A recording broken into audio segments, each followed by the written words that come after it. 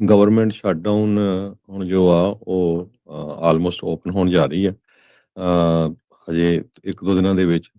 ਤੇ travel issue ਜਿਹੜਾ ਆ ਉਹ ਹਜੇ ਵੀ ਬਹੁਤ ਵੱਡਾ ਬਣਿਆ ਹੋਇਆ ਹੈਗਾ ਆ। ਥੋੜ੍ਹੇ ਜਿਹੇ ਡੈਮੋਕ੍ਰੇਟਸ ਨੇ ਜਿਹੜੇ ਸੈਨੇਟਰ ਹੈਗੇ ਆ, ਉਹਨਾਂ ਨੇ ਰਿਪਬਲਿਕਨਸ ਦੇ ਨਾਲ ਰਲ ਕੇ ਪਿਛਲੀ ਰਾਤ ਜੋ ਫੰਡਿੰਗ ਮੈਜਰ ਸੀਗੇ ਉਸ ਨੂੰ ਅਪਰੂਵ ਕਰ ਦਿੱਤਾ, ਤਾਂ ਕਿ ਜਿਹੜਾ ਅਮਰੀਕਾ ਦੀ ਇਤਿਹਾਸ ਦੇ ਵਿੱਚ one of the longest shutdown ਆ ਜੋ ਰਿਹਾ, ਉਸ ਨੂੰ ਖਤਮ ਕੀਤਾ ਜਾ ਸਕੇ। ਇਹਦੇ ਨਾਲ ਜਿਹੜੇ ਡੈਮੋਕ੍ਰੇਟਸ ਆ ਉਹ ਆਉਣ ਵਾਲੀਆਂ ਜਿਹੜੀਆਂ ਸਬਸਿਡੀਜ਼ ਆ ਹੈਲਥ ਦੀਆਂ, ਉਹ ਐਕਸਪਾਇਰ ਹੋਣ ਜਾ ਰਹੀਆਂ, ਉਹਨੂੰ ਐਕਸਟੈਂਡ ਕਰਨ 'ਚ ਕਾਮਯਾਬ ਨਹੀਂ ਹੋਏ ਹੈਗੇ।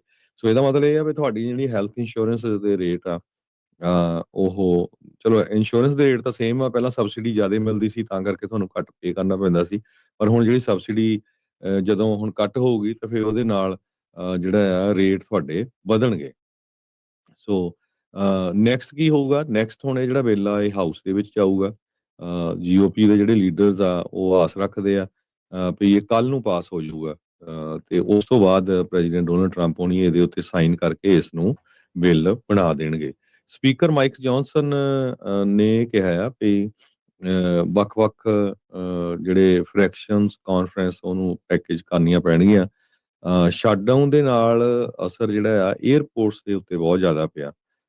40 ਜਿਹੜੇ ਬਿਜ਼ੀਐਸਟ ਯੂਐਸ ਦੇ ਏਅਰਪੋਰਟਸ ਆ, ਉੱਥੇ ਜਿਹੜਾ ਆ ਜਿਹੜੀਆਂ ਫਲਾਈਟਸ ਦਾ 6% ਹੋਰ ਘੱਟ ਕੀਤੀਆਂ ਗਈਆਂ ਹੈਗੀਆਂ ਆ। ਕਹਿੰਦੇ ਵੀ ਈਵਨ ਦੋ ਜੇ ਓਪਨ ਵੀ ਹੋ ਗਿਆ, ਮੰਨ ਲਓ ਇਸ ਵੀਕਐਂਡ ਦੇ ਐਂਡ ਤੱਕ ਗਵਰਨਮੈਂਟ, ਤੇ ਇਹ ਸਾਰਾ ਕੁਛ ਨਾਰਮਲ ਹੋਣ ਦੇ ਲਈ ਜਿਹੜਾ ਏਅਰ ਟ੍ਰੈਫਿਕ ਹੈਗਾ ਆ, ਉਹ ਥੈਂਕਸ ਗਿਵਿੰਗ ਤੱਕ ਦਾ ਸਮਾਂ ਜਿਹੜਾ ਆ ਉਹ ਲੱਗ ਜਾਊਗਾ।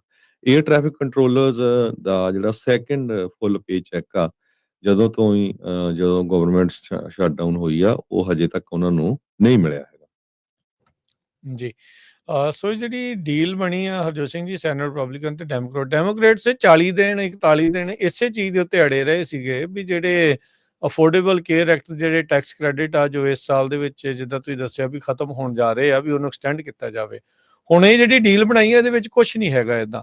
ਰਿਪਬਲਿਕਨਸ ਨੇ ਇਹਨਾਂ ਨੂੰ ਛੁੰਛਣਾ ਫੜਾਇਆ ਆ ਵੀ ਹਾਂ ਚੱਲ ਕੋਈ ਨਹੀਂ, ਆਪਾਂ ਇਹਦੇ ਤੇ ਨਾ ਡਿਫਰੈਂਟ ਜਿਹੜੀ ਵੋਟ ਆ ਉਹ ਦੁਬਾਰਾ ਹੁਣ ਕਰਾਵਾਂਗੇ।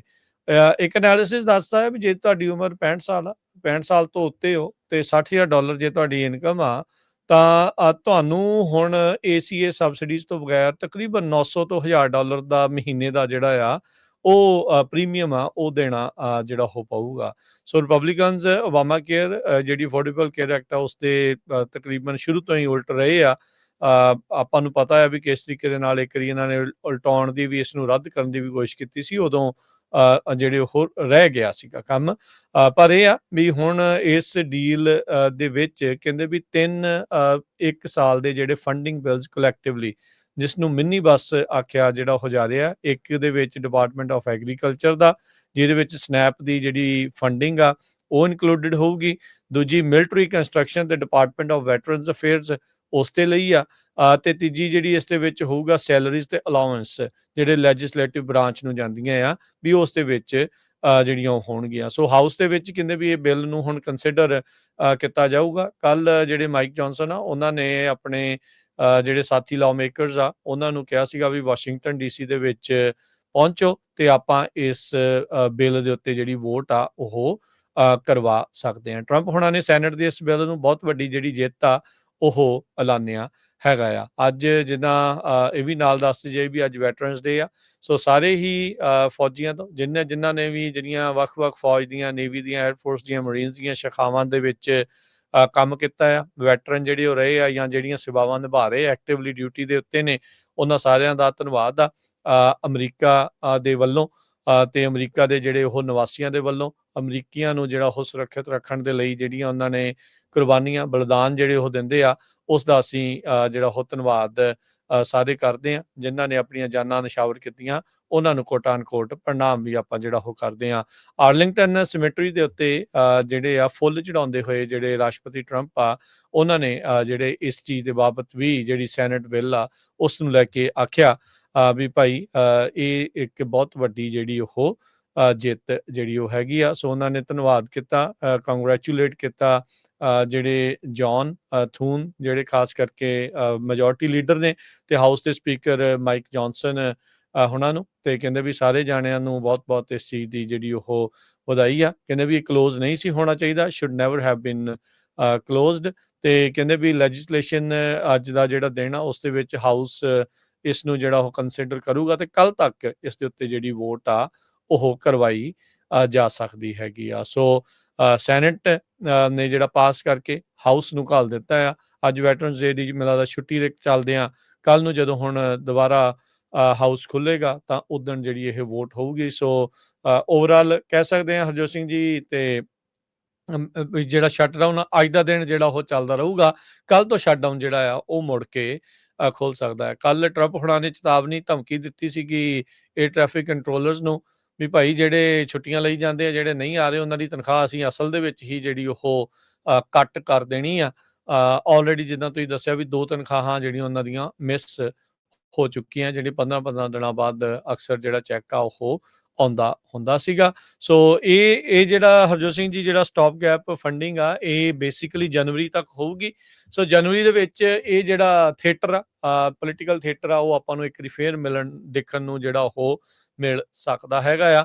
ਖਾਸ ਕਰਕੇ ਜੇ ACA ਨੂੰ ਲੈ ਕੇ ਜੇ ਇਹਨਾਂ ਨੇ ਦੁਬਾਰਾ ਵੋਟ ਕਰਵਾਈ, ਉਸ ਦੇ ਵਿੱਚ ਹੁੰਦੇ ਆ ਉਹ ਪਾਸ ਕੀਤੀ ਜਾਂਦੀ ਹੈ ਜਾਂ ਨਹੀਂ ਕੀਤੀ ਜਾਂਦੀ, ਸੋ ਉਸ ਨੂੰ ਲੈ ਕੇ ਕਾਫੀ ਜ਼ਿਆਦਾ ਜਿਹੜਾ ਉਹ ਭੰਬਲ ਭੁੱਸਾ ਜਿਹੜਾ ਉਹ ਬਣਿਆ ਆ। ਤਾਂ ਹੋ ਸਕਦਾ ਵੀ ਇੱਕ ਵਾਰੀ ਫੇਰ ਇਹਨਾਂ ਦੇ ਸਿੰਘ ਆ ਜਨਵਰੀ ਦੇ ਵਿੱਚ ਦੁਬਾਰਾ ਫਸ ਜਾਣ। ਜੀ ਹਰਜੋਤ ਸਿੰਘ ਜੀ। ਇਸ ਤਰ੍ਹਾਂ ਦੱਸਿਆ ਹੀ ਆ ਵੀ 에ਅਰਪੋਰਟਸ ਜਿਹੜੇ ਆ ਉਹ ਕਾਫੀ ਜ਼ਿਆਦਾ ਅਫੈਕਟ ਹੋਏ ਹੈਗੇ ਆ। ਸਾਊਥ ਵੈਸਟ 에ਅਰਲਾਈਨ ਦੀਆਂ 155 ਫਲਾਈਟਸ ਜਿਹੜੀਆਂ ਕੈਂਸਲ ਹੋਈਆਂ, ਡੈਲਟਾ ਦੀਆਂ 220, ਯੂਨਾਈਟਿਡ 에ਅਰਲਾਈਨ ਦੀਆਂ 269 ਤੇ ਅਮਰੀਕਨ 에ਅਰਲਾਈਨ ਦੀਆਂ 200 ਦੇ ਕਰੀਬ ਜਿਹੜੀਆਂ ਫਲਾਈਟਸ ਆ ਉਹ ਕੈਂਸਲ ਹੋ ਗਈਆਂ ਹੈਗੀਆਂ। ਸੋ ਸੁਪਰੀਮ ਕੋਰਟ ਜਿਹੜੀ ਆ ਲਾਸਟ ਨਾਈਟ ਤੱਕ ਜਿਹੜਾ ਅੱਜ ਕੰਮ ਕਰੂਗੀ, ਖਾਸ ਕਰਕੇ ਸਨੈਪ ਪ੍ਰੋਗਰਾਮ ਨੂੰ ਲੈ ਕੇ, ਕਿਉਂਕਿ ਉਹਨਾਂ ਦੇ ਕੋਲ ਇਹ ਕੇਸ ਗਿਆ ਆ। ਜਿਹੜੇ air traffic control staffing problem ਆ, ਉਹ ਨਿਊਯਾਰਕ ਤੇ ਲਾਸ ਵੈਗਸ ਦਾ ਜਿਹੜਾ 에ਅਰਪੋਰਟ ਆ ਉਹਨਾਂ ਨੂੰ ਜਿਹੜਾ ਜ਼ਿਆਦਾ ਅਸਰ ਕਰ ਰਹੇ ਹੈਗੇ ਆ।